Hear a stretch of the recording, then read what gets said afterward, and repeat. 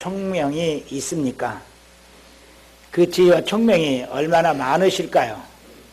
특히 여러분에게 위로부터 내려온 지혜와 총명, 그것이 풍성했으면 좋겠습니다. 오늘 본문에 보니 위로부터 내려온 지혜와 땅 위의 것, 귀신의 것에 해당하는 지혜가 따로 있다고 말씀하고 있습니다. 야고보서를 시작하면서도 이미 언급한 말씀입니다. 대부분 세상 사람들이 말하는 지혜는 남을 속이고 내가 이익을 보는 것을 지혜라고 말합니다. 세상은 토끼가 호랑이를 속이고 골탕 먹이는 꾀를 지혜라고 말하고, 나무꾼이 사냥꾼을 속이고 사슴을 숨겨주는 그 속임수를 지혜라고 말합니다. 그런데 성경은 그런 것을 지혜라고 하지 않습니다. 거짓말이라고 합니다.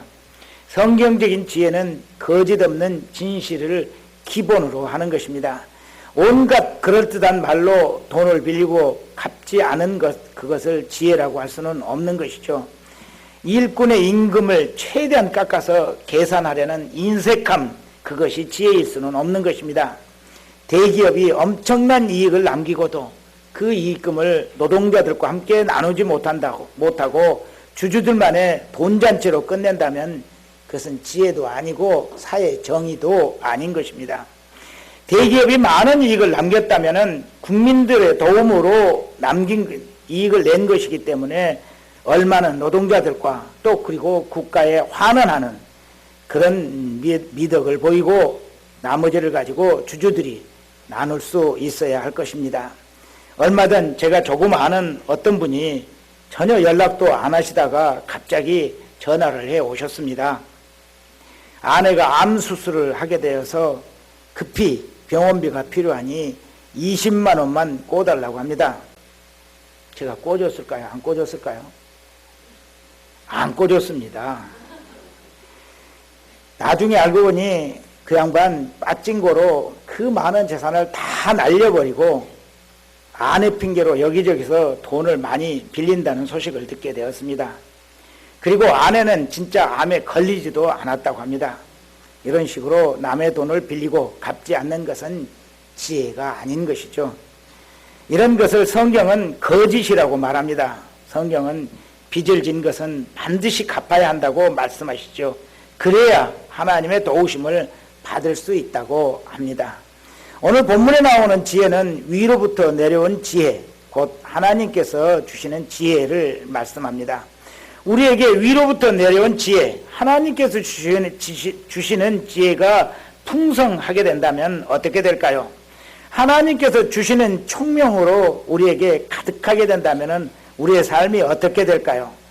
성경에는 그런 분들이 많이 계시죠. 그 중에 엘리사 선지자라는 분도 있었습니다. 엘리사 선지자는 기도의 능력자이셨습니다. 엘리사 선지자는 수넴의 한 여인에게서 많은 도움을 받았었는데 그 여인의 외아들이 죽고 말았습니다. 그 여인은 큰 슬픔에 빠지게 됩니다. 그러자 엘리사는 그 죽은 아이의 방에 들어가서 그 아이 위에 엎드려 3번을 기도합니다. 그러자 죽었던 아이가 살아나게 되죠. 이 소문이 이웃나라 아람 나라에까지 퍼져갔습니다. 그런데 이 아람 나라, 그 나라는 이스라엘과 적대 국가였습니다. 그런데 그 나라에 나만이라는 장군이 있었는데 이 나만 장군이 나병 환자입니다. 그래서 그 나만 장군이 자기 병을 고쳐달라고 엘리사 선지자를 찾아오게 됩니다. 많은 선물을 싣고 왔습니다. 은 10달란트, 금 6,000개, 의복이 10벌, 그 많은 선물을 마차에 싣고 왔습니다. 그의 병만 낫게 해준다면 아마 더 많은 예물이라도 선물이라도 주려 했을 것입니다. 그런데 엘리사 선지자는 그 나만 장군의 나병을 요단강 물로 깨끗이 씻게 고쳐주셨습니다. 하지만 어떤 예물도 받지를 않았습니다. 신발 하나 받지 않았죠. 나만 장군이 받아달라고 사정을 해도 거절했습니다. 여호와께서 살아 계심을 두고 맹세하노니 내가 그것을 받지 아니하리라, 이 말하며 거절했죠. 이것이 위로부터 내려온 지혜인 것입니다. 왜 그렇게 좋은 일, 큰 일을 해주고 사례를 받지 않는 것이 지혜입니까? 그것은 하나님께서 받은 것이기 때문에 그 하나님의 것으로 베풀었기 때문입니다. 자기 것을 준 것이 아닙니다.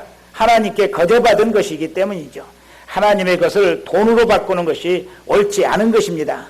그것은 위로부터 오는 지혜가 아닌 것이죠.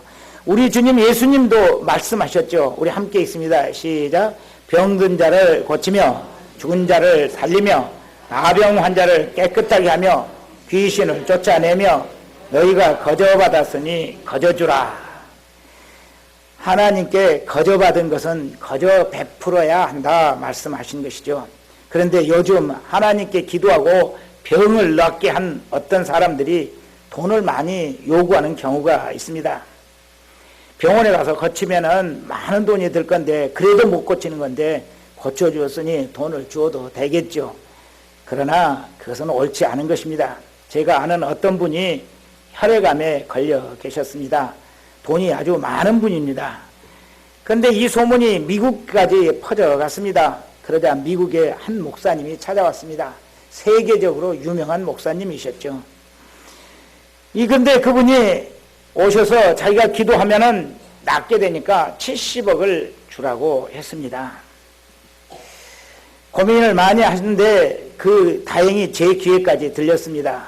제가 어떻게 했을까요? 못 주게 했습니다. 그렇게 요구하는 자체가 하나님의 종이 아닙니다. 가짜입니다. 분명히 돈만 가지고 도망가려는 사기꾼인 것입니다. 결국 돈은 주지 않았고 그 가짜 목사님은 기도해 주지 않고 가버렸습니다. 기도로 장사하는 사람은 가짜인 것입니다. 자칫 그 가짜 목사에게 돈 70억은 고스란히 날릴 뻔했던 것이죠. 위로부터 내려온 지혜와 총명이 있다는 것은 이런 것들을 진짜와 거짓을 분별하는 능력을 갖게 되는 것입니다. 여러분도 모두 위로부터 내려온 지혜와 총명으로 가득하시기 바랍니다. 그 지혜와 총명으로 세상을 슬기롭게 살아갈 수 있으시길 바랍니다. 그렇다면 위로부터 오는 지혜는 어떤 것일까요? 본문 말씀을 살펴봅니다. 첫째 우리가 보는 말씀은 우리는 위로부터 오는 지혜를 가져야 합니다 하는 말씀입니다. 17절 18절을 함께 읽습니다. 시작. 오직 위로부터 난 지혜는 첫째 성결하고 다음에 화평하고 관용하고 양순하며 긍휼과 선한 열매가 가득하고 편견과 거짓이 없나니 화평하게 하는 자들은 화평으로 심어 의의 열매를 거두느니라. 위로부터 오는 지혜, 곧 하나님으로부터 오는 지혜는 6가지인데 첫째는 성결, 둘째는 화평, 세 번째는 관용, 네 번째는 양순, 다섯 번째는 긍휼, 그리고 여섯 번째는 편견과 거짓이 없다. 이리 말씀하고 있습니다. 그리고 그 결과는 무엇입니까? 선한 열매, 의의 열매를 맺는다고 합니다. 설교를 다 작성해 놓고 집에 들어가서 침대에 누워서 하늘로 위로부터 내려오는 6가지 지혜가 뭐지 하고 제가 암송을 해봤습니다. 다 했을까요? 못 했을까요? 모르겠더군요. 설교를 작성한 사람도 이게 작성해 놓고 이 6가지가 다 생각이 안 나고 하나가 긍휼이 빠졌어. 그러니 설교 듣는 사람이 집에 가서 몇 가지나 기억할 수 있을까요? 한 가지 기억하면 아주 똑똑한 사람일 거예요. 그러니 이 시간에 이 6개를 빡빡 다 외워버리시기 바랍니다. 다 외워버리시기. 이 귀한 지혜를 머릿속에 두지도 않고 어떻게 우리가 하늘로부터 오는, 위로부터 오는 지혜를 가질 수 있겠습니까? 그러니까 심각하게 생각하고 꼭 예배 시간에 암송을 해버리시기 바랍니다. 천국의 지혜를 따르는 사람, 첫째는 성결해야 합니다. 성결은 하그노스라는 원어인데 순결한, 깨끗한, 거룩한 그런 의미를 가졌습니다. 의식과 행동이 순결해야 합니다. 또한 도덕적으로 깨끗해야 하는 것입니다. 이게 지혜. 생각하고 의도하는 것이 말하는 것과 다르지 않아야 됩니다. 똑같아야 합니다.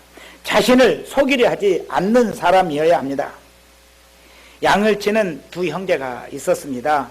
그들은 남의 양을 도둑질했다가 들켰죠. 그래서 양도둑이라는 글자의 첫 글자인 S와 T를 이마에 날개를 찍히게 되었습니다.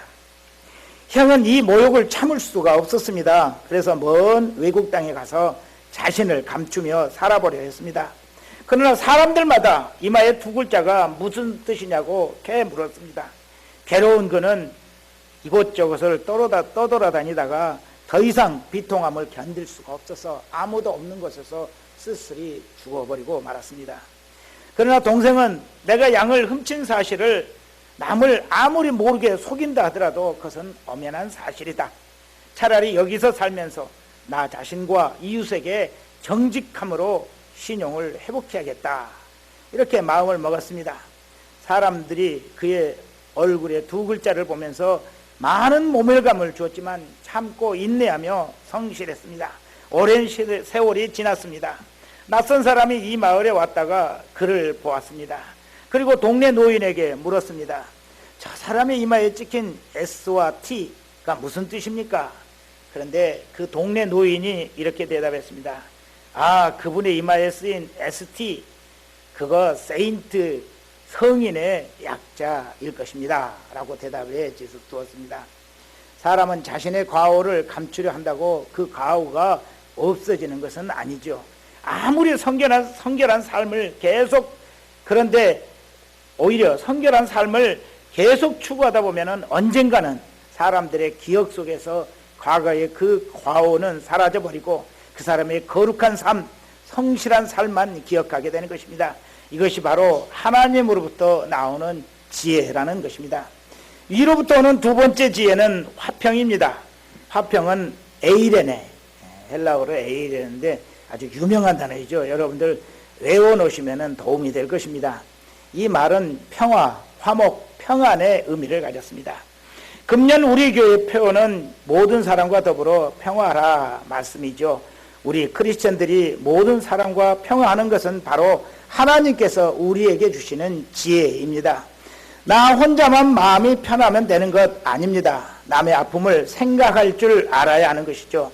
남에게는 힘든 일을 안겨주고 남에게는 마음의 상처를 남겨주면서 나만 편안하고 나만 화평하면 되는 것이 아닙니다. 이를 위해서는 자신의 잘못이 무엇인지 깨닫도록 노력하고 깨달았으면 그것을 해소하려는 적극적인 노력이 필요합니다.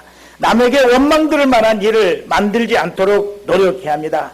또 혹시 원망 들을 만한 일이 생각나면 즉시 찾아가 사과하고 해결하기 위한 노력과 조치가 필요한 것입니다. 그렇지 않으면 그는 평화를 사랑하는 사람이 아닙니다. 남에게 원망을 갖게 하는 것은 위로부터 내려오는 지혜, 화평을 거부하는 사람이죠. 이런 사람이 하나님의 사랑을 받을 수 없고 무슨 일에든지 형통하기란 어려운 것입니다. 형통할 수 없는 것이죠. 모든 사람과 평화하도록 노력하는 성도들 되시길 바랍니다. 이로부터 오는 세 번째 지혜는 관용입니다. 관용은 에피에이케스라는 말인데 온순한, 온화한, 친절한, 참을성 있는 이런 의미를 가진 단어입니다. 표준 서번역에서는 이 관용을 친절하다라고 번역을 했습니다. 위로부터 우리에게 주시는 지혜는 관용, 친절입니다.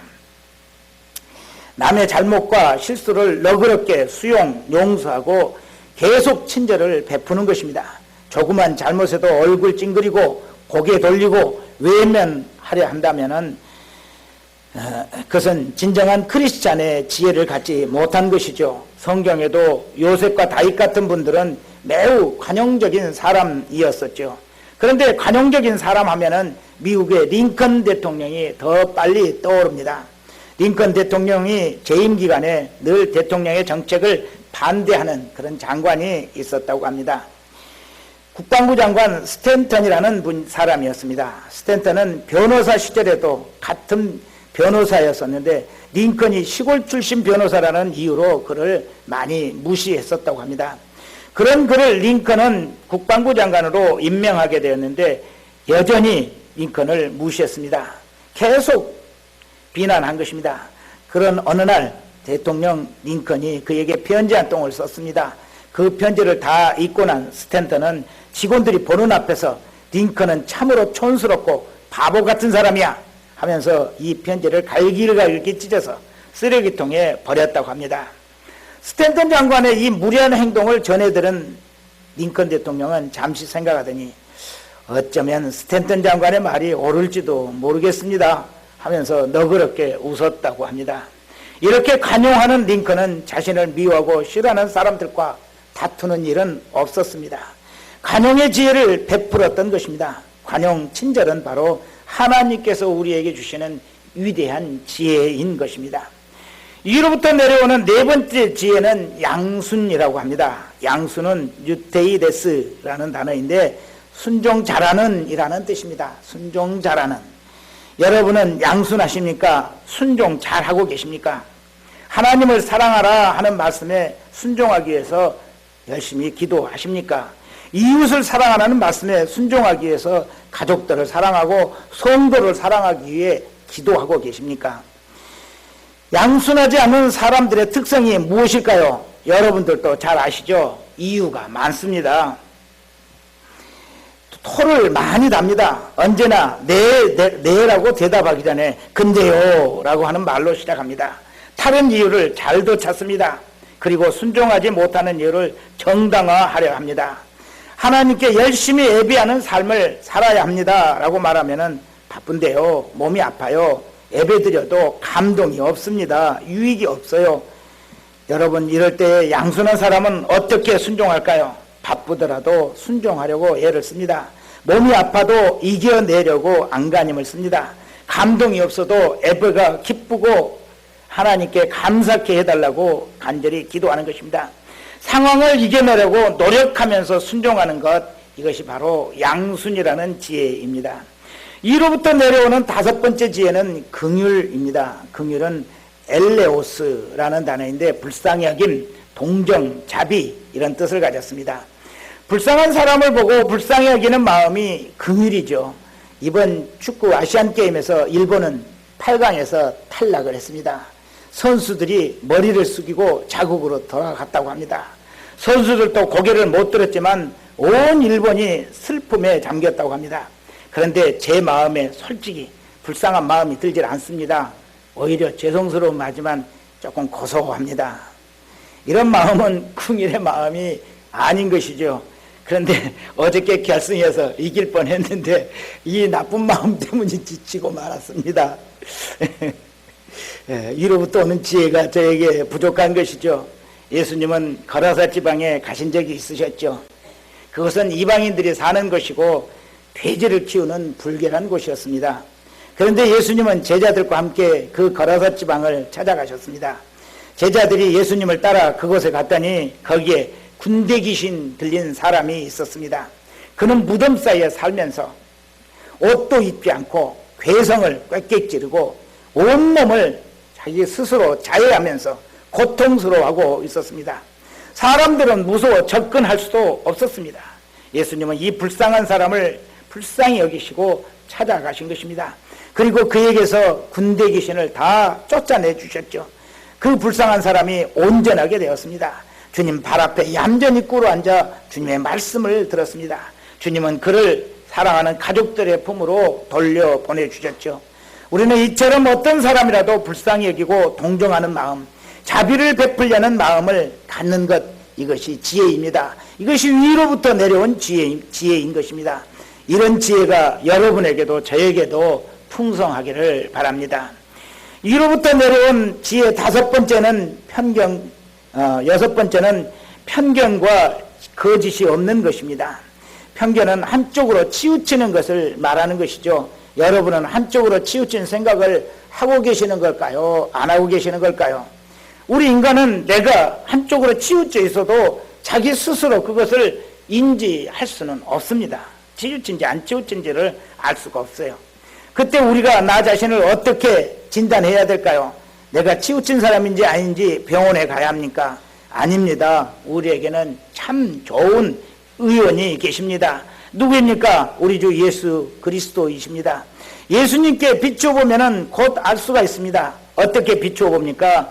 무슨 일에 대해서 판단할 때 내 상식과 내 유익을 기준으로 판단하는 것이 아니라 이런 경우에 예수님이라면 어떻게 생각하실까? 그렇게 고민해 보는 것입니다. 그러면 쉽게 답을 찾을 수가 있습니다. 모든 판단의 시각을 예수님의 눈으로 보시면은 편견을 벗어버릴 수 있습니다. 여러분은 만사를 주님의 눈으로 보시면서 이 지혜를 누리시기를 바랍니다. 또 거짓이 없어야 한다고 합니다. 성경은 하나님의 일꾼이 되려는 사람은 거짓 없는 사랑이 있어야 한다고 말씀하셨습니다. 여러분은 거짓 없는 사랑을 하고 계십니까? 우리 주가인교회는 서로 거짓 없는, 가식 없는 진정한 사랑을 나누는 교회 되기를 소망합니다. 최근에 우리나라를 요란하게 한 뉴스 하나가 있었습니다. 29세 된 어린 가장이 있었습니다. 그에게 아내가 있었고 그 아내에게는 뱃속에 7개월 된 아기가 있었습니다. 그런데 29세 된 이 어린 가장은 아마 교사 임용고시를 준비하고 있었는데 돈도 벌어야 해서 트럭 배달을 하면서 공부를 했습니다. 그런데 임신한 아내가 크림빵을 먹고 싶다고 했던 모양이죠. 그래서 그날 밤에는 늦은 시간이지만 가게에서 크림빵을 사들고 집으로 돌아오는 길이었는데 그만 뺑소니 차에 튀어 목숨을 잃고 말았습니다. 참 슬픈 사건인데 경찰서에서는 별 사건 아닌 것으로 취급하면서 범인을 찾아주려 하지도 않았습니다. 범인을 찾지 못하면 보상을 받을 수 없죠. 그러면 어린 아내와 아직 태어나지도 않은 아기는 어떻게 삽니까? 안타까운 소식이 인터넷에 올라왔습니다. 그러자 이 진정한 사랑의 어린 남편, 아직 태어나지도 않은 아기 아빠가 불쌍해서 네티즌들이 도주 차량을 인식해 냈습니다. 그래서 사고 차량 운전수가 자수하게 되었죠. 어리지만 아내를 진심으로 사랑하는 남편, 가난하지만 열심히 사는 가장, 소박하지만 작은 것이라도 아내를 위해서 손에 든 크림빵, 그리고 아직 태어나지도 못했지만 아빠 없이 세상에 나올 아기, 참 가슴 아픈 이야기입니다. 그렇지만 사람들은 이 거짓 없는 진실한 사랑 앞에 모두 마음을 모았습니다. 그리고 범인을 찾아낸 것이죠. 그런데 이 사망한 어린 가장이 크리스찬이었던 것 같은 생각이 듭니다. 저도 둘째 아이를 아내가 가졌을 때에 군고구마 먹고 싶다고 한 적이 있습니다. 그런데 집에 너무 늦게 들어오다 보니 군고구마 장사가 다 들어가 버리고 아무도 없었습니다.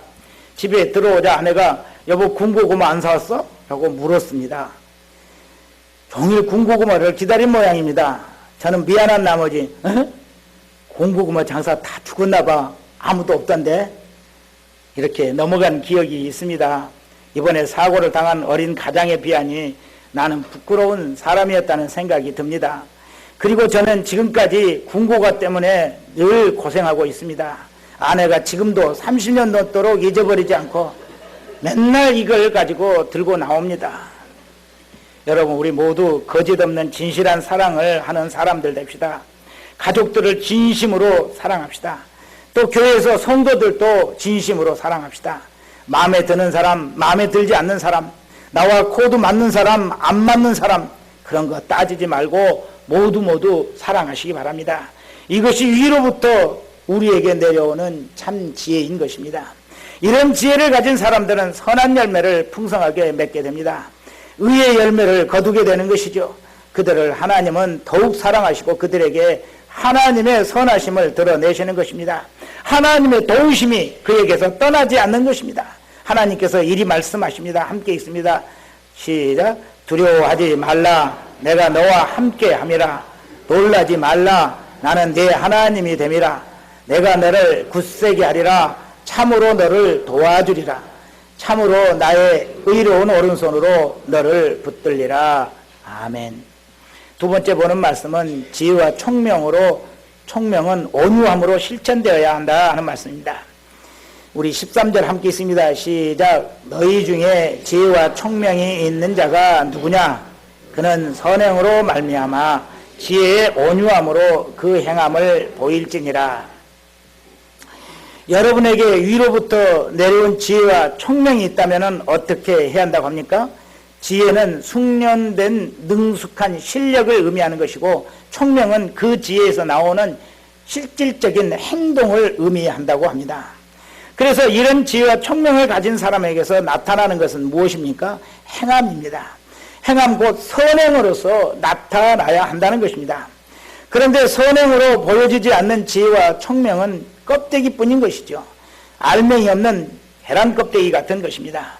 그래서 알맹이가 중요한 것인데 그것은 바로 행함이라는 선행이라는 것입니다. 그 지혜를 가진 사람, 총명한 사람은 반드시 선행, 그 행함으로 나타내야 진정한 가치가 있는 것이죠. 그런데 그 행함이 어떻게 실천되어야 한다고 합니까? 온유함입니다. 따라서 한번 해볼까요? 온유함. 온유함으로 실천. 모든 위로부터 내려온 지혜는 다 온유함으로 실천되어져야 한다. 분내고 화내고 분위기에 사납게 하고 이런 것은 절대로 선한 열매를 맺을 수 없다는 얘기입니다. 여러분은 정말 온유하십니까? 우리 교회는 등록해서 확신반 공부를 하시게 되면은 저에게서 온유함에 대한 가치를 배우게 됩니다. 성령의 9가지 열매 중에 온유가 있죠. 성령의 9가지 열매는 사랑과 희락, 그리고 화평과 오래 참음, 자비와 양선, 충성, 절제, 그리고 온유가 있습니다. 저는 사람들에게 그때 확신반 때 물어보죠. 이 9가지 열매 중에서 뭐가 가장 소중하고 꼭 갖고 싶습니까? 물어보면은 대부분 사람들은 다 사랑이라고 대답합니다. 그렇습니다. 사랑처럼 소중한 것이 우리에게 어디 있겠습니다. 어디 있겠습니까? 사랑은 해서 좋고 받아서 좋은 것 아닙니까? 사랑은 목숨보다도 더 소중할 때가 많습니다. 그런데 이 온유 또한 굉장히 중요한 것이죠. 오늘 말씀도 우리에게 온유함으로 위로부터 내려오는 지혜와 총명을 실천하라고 합니다. 온유는 예수님의 팔복 중에도 있죠. 우리 함께 있습니다. 시작. 온유한 자는 복이 있나니 그들이 땅을 기업으로 받을 것이며. 예수님은 온유한 사람이 복이 있다 하십니다. 그 사람은 땅을 기업으로 받게 된다고 약속하십니다. 그런데 이 땅을 기업으로 받는다는 것이 무슨 말일까요? 그것은 땅은 성경에서 말하는 모든 피조물의 대표 명사입니다. 곧 온유한 사람은 하나님께서 만드신 모든 피조물을 기업으로 받고 누릴 수 있다는 약속입니다. 하나님의 피조물 중에 대표되는 것이 또 무엇이 있겠습니까? 사람이라고 할 수 있죠. 사람이 생각이 납니다. 온유하면은 많은 사람들을 내 편으로 얻게 된다는 약속입니다. 가족들도 하나님의 피조물이죠. 그래서 온유한 사람은 먼저 가족들이 나를 사랑하는 참된 가족으로 살 수가 있게 된 것이죠. 누가 아내하고 헤어져 살아야 합니까? 아내에게 온유하지 못하고 까다로운 남편, 그는 아내하고 함께 살 수가 없어 헤어지게 되는 것입니다. 어떤 사람이 자식에게 버림받고 혼자서 살게 됩니까? 자식들에게 온유하지 못하고 화 잘 내는 사람, 그는 혼자 살 수밖에 없는 것입니다. 이런 경우 보통 사람들은 자식들을 욕하지만 실상은 자세히 들여다보면 온유함이 없는 아버지에게 질려서 자식들이 아버지라면 고개를 절레절레 흔들어서 함께 살지 못하는 경우가 참 많은 것을 발견할 수 있습니다. 우리 주님 예수님은 그런데 온유하셨습니다. 주님은 주님을 비난하는 대적하는 바리새인들이라도 온유하게 대하셨습니다. 바리새인의 집에서 식사하기도 좋아하셨고 자주 하셨습니다. 또 바리새인들이 병에 걸렸으면 언제든지 찾아가서 고쳐주셨습니다. 또 십자가에 달리셨을 때에 지나가던 사람들이 비난하고 욕했습니다. 그때도 주님은 분노하지 않으시고 온유하셨습니다. 오히려 하나님께 아버지 저들을 사하여 주옵소서, 아버지 저들을 사하여 주옵소서, 자기들이 하는 것을 알지 못함이니이다 기도하며 용서하셨습니다. 이것이 바로 온유인 것입니다. 온유는 남의 잘못을 지적하는 것이 아닙니다. 온유는 남의 잘못에도 이해하고 친절하는 것이 온유입니다. 우리 주님은 나는 마음이 온유하고 겸손하니 나의 멍에를 메고 내게 배우라. 그리하면 너희 마음이 쉼을 얻으리니 말씀하십니다. 마음이 온유한 사람이 사람을 얻습니다. 금은보화를 얻습니다. 재물을 얻습니다. 온유한 사람이 모든 풍성함을 누리며 살 수 있는 것입니다. 이 축복의 길을 주님은 우리에게 주시기를 원하고 계십니다. 그렇다면 우리가 무엇을 온유함으로 실천해야 됩니까? 위로부터 오는 지혜, 성결함을 온유함으로 실천해야 합니다. 모든 사람들과 화평한 삶을 평화와 온유함으로 실천해야 합니다. 관용, 이웃에 대한 친절함을 온유함으로 실천해야 하는 것입니다. 우리에게 순종 잘하는 양순함을 온유함으로 실천하는 것입니다. 불쌍한 사람들을 돕는 긍휼을 온유함으로 실천하는 것입니다. 이런 일들이 위로부터 오는 지혜와 총명을 가지고 실천하는 축복의 사람들인 것이죠. 우리 본문 14절 16절 함께 읽습니다. 시작. 그러나 너희 마음속에 독한 시기와 다툼이 있으면 자랑하지 말라. 진리를 거슬러 거짓말하지 말라. 이러한 지혜는 위로부터 내려온 것이 아니요 땅 위의 것이요 영역의 것이요 지신의 것이니 시기와 다툼이 있는 곳에는 혼란과 모든 악한 일이 있음이라. 아멘. 온유한 마음이 없는 사람의 마음속에는 무엇이 있습니까? 독한 시기와 다툼이 있습니다. 남의 잘남을 속상해하는 것입니다. 못마땅해 합니다. 그래서 시비를 겁니다. 그리고 곧 싸움이 됩니다. 이런 시기와 싸움은 어디에서 오는 것입니까? 땅의 것, 귀신의 것, 마귀의 것에서 나오는 것이라고 합니다. 온유가 없는 곳에는 시기와 다툼이 있기 때문에 혼란과 모든 악한 일들이 그것에 혼재해 있는 것입니다.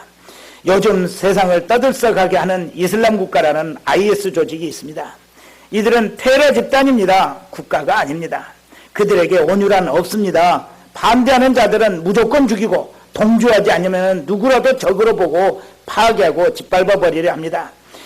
그들은 이슬람의 순위파 근본주의자들인데 그들은 같은 이슬람이라도 시아파는 다 적입니다. 심지어 같은 순위파라도 자기들에게 동조하냐면 죽여야 한다고 말합니다.